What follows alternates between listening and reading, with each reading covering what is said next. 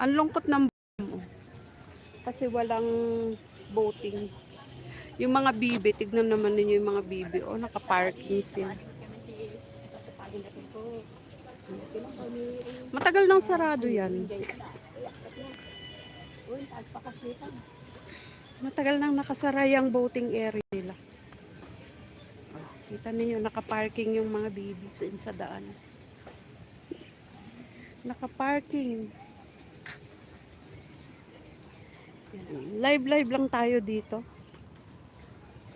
Mag-isa lang akong namamasyal dito kasi si kuya, iniwan ko siya sa boarding house, tulog pa. Maaga kasi ako nagpunta sa Baguio City General Hospital kasi ako ay nagpa-check up. Nagpa-laboratory, I mean. Matagal nang sarado yung ano na yan, yung boating area.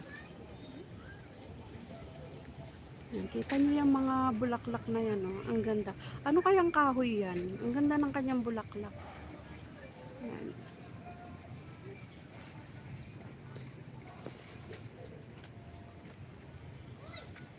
Marami pa rin namang namamasyal. Mainit na rin dito mga friends. Mag-aalas 9 na. Alas 9 na yata dito.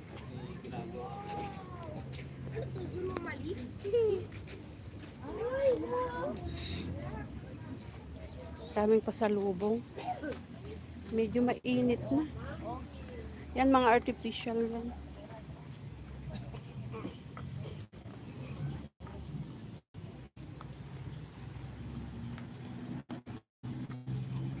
Pag walang nag-boating, wala kang nakikita nagbo-boating, parang ang lungkot.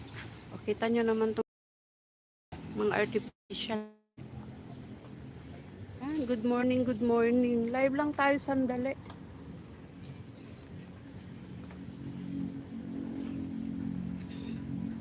Bago ako bumalik doon sa aming boarding house.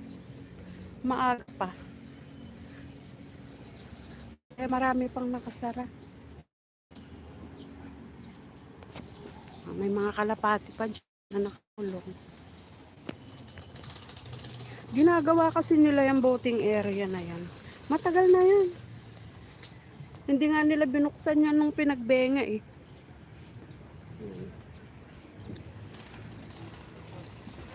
Hindi nila yan binuksan. Good morning, Mimi Bear. Shout out sa'yo. Ayan, live lang ako dito. Saglit na lang. Habang ako yung lakad-lakad. Good morning sa'yo, Mimi Bear. Shout out sa'yo. Lakad-lakad lang tayo dito. Ito yung na yun, oh. Ang ganda ng kanyang bulaklak. Ito. Ganito yung ano niya, oh. Merong dun sa loob.